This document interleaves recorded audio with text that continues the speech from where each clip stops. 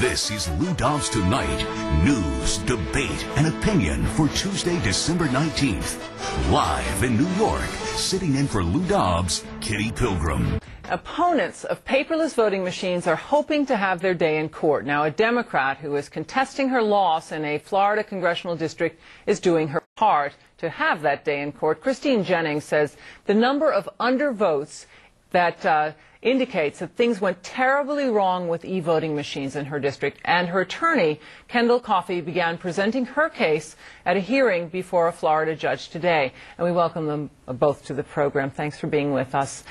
You had a court session. Tell us, just bring us up to speed on where you stand with your legal challenge. Well, I'm going to let my attorney. All right, Kendall, go ahead.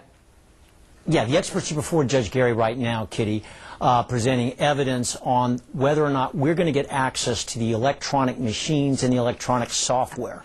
And strikingly, both experts agree that there were 14,000 suppressed votes, 14,000 votes that got diverted in effect, that if they had been counted and if they had been validated, Chris would have won by 3,000 votes. The only controversy is what went wrong, and our testimony shows very significant likelihood of machine failure. That's what we're in court examining right now. Mm-hmm. You know, Ms. Jennings, according to the official count, your opponent, Republican Vern Buchanan, won the seat by only 369 votes, yet there are 14,000 votes that just didn't turn up. And I guess the theory is that people just didn't vote in that category. You say that's not exactly right. The e-voting machines had raised a lot of questions even before the contest. How much of this is I told you so? Well, let me say it was 18,000 votes that were the undervotes. And what happened is from day one, day two of early election, 2 weeks prior to Election Day, we started getting calls from people saying that they had a problem getting their vote to take. And it was either when they tried to vote for me or it was on the review screen. So we were getting alarmed as time got closer and held a press conference on Election Day. We were so concerned about this. Yes, I remember that clearly. Why do you think that election officials did not take that situation seriously?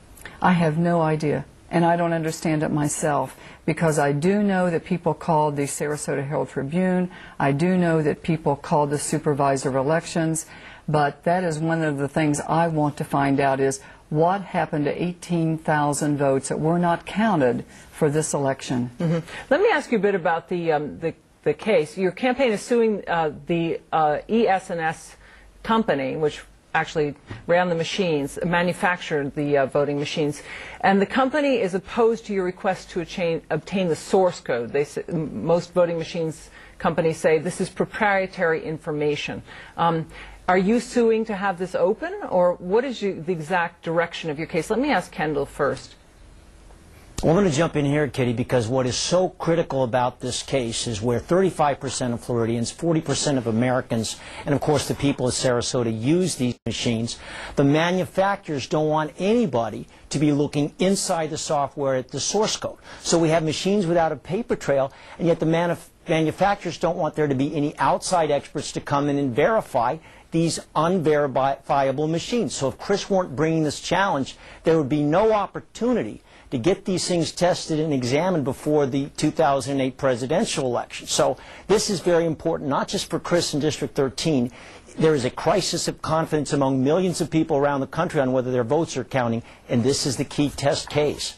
Let me read a statement from your office so the viewers have the benefit of it. There's a real crisis in confidence among voters, not just in Florida, but throughout the country. The voters of District 13 deserve answers, but this case has much wider implications beyond Florida. This is a test case for the entire nation. Now, this, of course, is very personal to you. It really hinges on whether you stay in Congress or not. But why do you think that it's important that all of America take notice of this particular situation? Because people from California to New York have sent me emails, have sent me letters, and encouraged me to keep this fight up. People want to know that their vote counts, and I'm going to do that. This is not about me. This is not about my opponent. This is about the confidence that the voters of this country have in their voting system. Mm-hmm. Now, there's some are putting, I'm sure you're under a lot of pressure to give up this fight and also to give up your claim to the seat in Congress. How are you responding to that? I'm really not under pressure for doing that at all.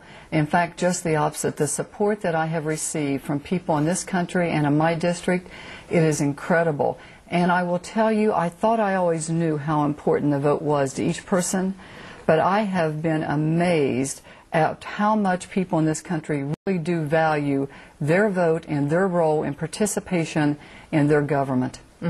A fellow Democrat has to support you, and that's Nancy Pelosi. Do you think it will come down to a decision that she'll have to make? I am really hoping that this will be satisfied in the court of Florida. That's where it should be. I will be filing papers tomorrow because I want that protection that it may go to the House. But I am hoping that the court that's now hearing this case will make a decision so that we can have a revote. That's where it should be done. Kendall, any estimates on how fast it could get through the court system? After all, we're running out of time here. Well, the court's going to move it as quickly as possible. Realistically, we're not going to have this whole case finished by January, but we are determined to keep going until we get the answers to the questions that not just the people of Sarasota and Chris want answered, but the entire country wants answered. All right. Well, thank you for bringing it to our attention and making the effort to present it for our audience. It's an issue that's very dear to this program. E-voting was one of the big topics during the campaigns. Thank you very much. Christine Jennings and Kendall Coffey.